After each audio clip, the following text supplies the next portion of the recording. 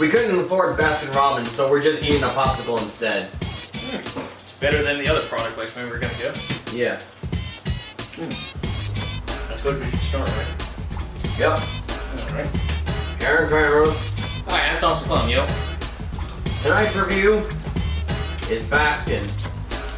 This is an interesting thing because I didn't even know what the heck Baskin was before I heard about this. Me neither. I mean, I think Justin maybe told me about it, and he showed me the trailer, and I was a bit confused, but when I watched the movie, I was even more confused, because when you think about it, this isn't like not your typical horror film per se. Or a typical Turkish film, for that matter. Yeah. As far as we know, Turkish movies tend to be rip-offs of big blockbusters. Well, this is interesting because I don't know, I've never seen foreign films such as something like from Turkey or anything like that, so I'm kind of open to what a cultural thing would be kind of for them. So how did you come across this out of curiosity? Well, I never heard of it, like until Justin mentioned it. He lent it to me, and he told me it's best to go into it not knowing anything.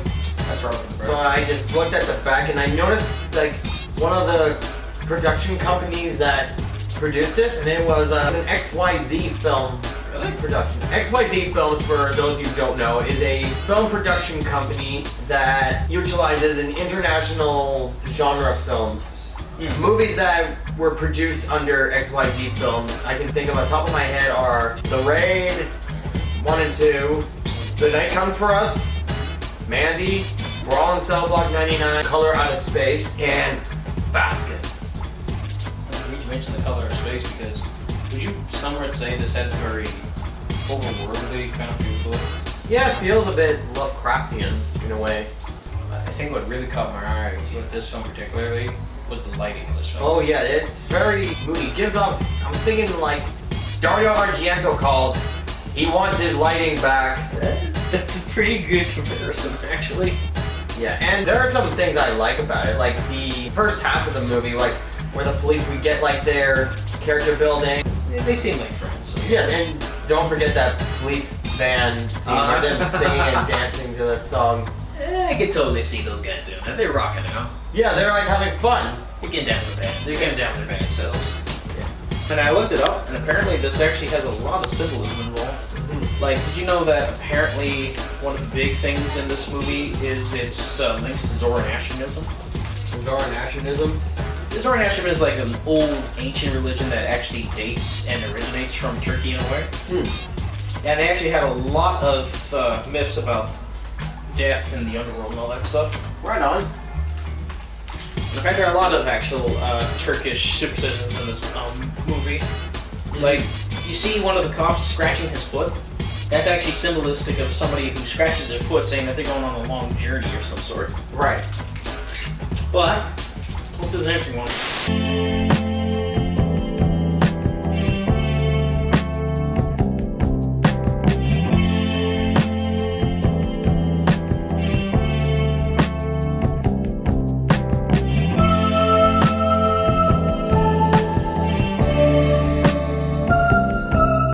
That's where we come with our main character of the movie. Yes. Yeah, and what I liked about the movie is the cinematography. The cinematography I quite like. It's it's not too shaky, thankfully. And I know that the director, Ken Evernol, can direct very well. Like, the movie is well directed when it comes down to it. Like, I've seen a couple of his other works, like on Vimeo, like his short films, like the short film Baskin that was made into. Oh, so Baskin started out with a short film? Yeah. And it's Fright Fest Turn Off Your Phone PSA video. Yeah. I saw that, and if I ever show you it, you're either going to be shocked or you're going to laugh at it, or both. I'm usually accustomed to both, so yeah. Yeah. But yeah, like Ken Evernol, like, if you're watching this, I want you to make more movies. Yeah. We want you to make more movies. He's got some mad talent, I'll give him that. Yeah, like, he directed Housewife, which is a straight up Lovecraftian horror movie. He did the TV show The Protector, and he's got another one, like The Girl with Something. The Girl with Something? I was thinking, did he get the title from Steve Larson? Probably. But anyways. With the police force here, they're essentially like kind of like your typical traveling guide or your traveling companions kind of thing, and they're there to basically be witness to the creature, the demon, pretty much. And that's when our younger cop here he's essentially there to kind of look at the demon straight in the eye and defy him in a way. In fact, that's not the only creature he has to fight, because in the beginning we see this little kid being taken by some sort of evil witch, right? Yep. Now, according to Turkish beliefs, those are things called like a baba or something like that. And these things are there essentially to steal away children or their innocence away and make them slaves. Kind of like Krampus in a way. But yeah, like, I really enjoyed the film, like, even though it has real flaws. It's a bit, what would you say? Feels like it wasn't making a lot of money, right? He wasn't, well, like, with XYZ, like, it has money, like, it was just, like, I can understand how, like, tough it was filming it, because it was a very stressful shoot from what I read. Oh, really? It was very stressful, like, they were shooting, like, there were, of course, you know, the nudity in the movie. Oh, yes. They were doing it, like, in a very conservative areas in Turkey. Yeah, Turkey's got some very strict laws on that stuff. Yeah. As you can imagine. But, like... But you can imagine, like, it's essentially shock value, especially not just for a Turkish standpoint, but in a film being a general point, as general. One thing I really want to talk about is one actor in particular in this film. Who? I think I'd have to talk about the leader of the cult itself, pretty much. Now, I didn't know this until someone pointed out. I always thought that was like heavy prosthetic makeup and everything, right? Yeah. Oh boy, was I wrong. Yeah, That's not makeup, apparently. That's what he really looks like, that character. Yeah, when I saw that, it really shocked me. Like, what was your impression? You were thinking in your head, well, this has got to be makeup, right? Yeah. Like, you didn't expect this was going to be like what this guy really looks like. And strange enough, this is what he looks like. Yeah.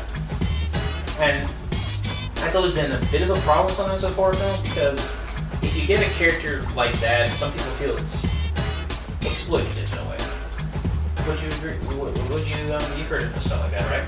What?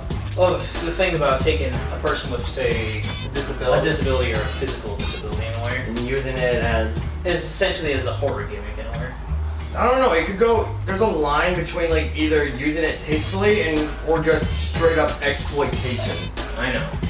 An example of that could be arguably exploitive is the 1933 Freaks. Well, that's true, because that film actually did face a lot of criticism when it first came out. Yeah. I mean, let's be honest, it's kind of weird that they got kids to play some force in it. Yeah. But, in all fairness, these are actual people, like, and a lot of these guys apparently a lot of these guys are, like, really smart people, actually. In fact, one of my favorite characters in the movie is this guy called the Human Caterpillar, right? Oh, wow. Interesting fact, he was a man from India who was born with no arms and no legs, but one of his most famous tricks is he actually learned how to roll up a cigarette with just his mouth. Oh, wow. And they briefly show that in the thing. They actually, I don't think it was exploitive. I think it was them showing off the legit talent he had. Yeah. Also, I gotta bring up this point. There is a scene in the movie where they use a song from Cannibal Holocaust. I'm sorry, what? Yeah. Where? I think it was with the eye gouging scene, but the song title is called Adulterous Punishment. Ow. And from Cannibal Holocaust, and it was used at that particular scene in Baskin. Was that more of a loving homage? Probably is. Whatever floats the boat, right? Yeah. I did not know that. So what did you like about... Baskin? Yeah. Well, I can say at first I didn't kind of understand, because, I mean, with a foreign film like this, I feel like I'm kind of walking into it blind a lot of the time. Yeah. And I thought that it was a bit confusing, but I will admit, I do like its style. I love its hints at these old ancient cultures and stuff like that. And the character who plays the demon or something like that is actually, I think, one of the best actors in the thing, pretty much. Right. And kind of reminds me of Michael Berryman in a way. Right. So I have to give it a, let's see, 7.5 out of 10. Alright, what'd you give it? Now, what I liked about the movie, like, is the visual style, the music, and cinematography. Kind of like a Panos Cosmatos film. Yes, but the story and the writing is his weakest part. A little bit. And the acting's good.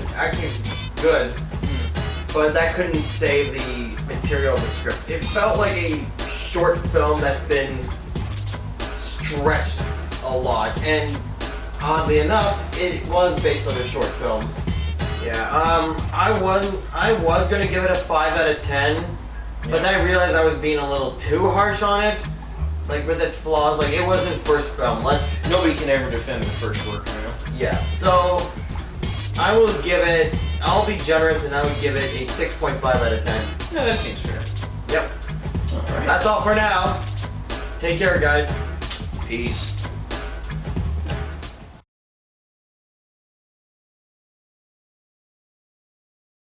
Well, that was our review for Baskin. If you like our review of Baskin, I'm sure you'll find another cult movie for Apostle. Yeah, probably. If you enjoyed the video, if you did, hit the like button if you haven't already. Don't forget to hit the subscribe button and the bell for notifications. Our social medias and our description down below. And yeah, Like you take care. Yeah, we got a whole lot more movies coming, guys, so take it easy.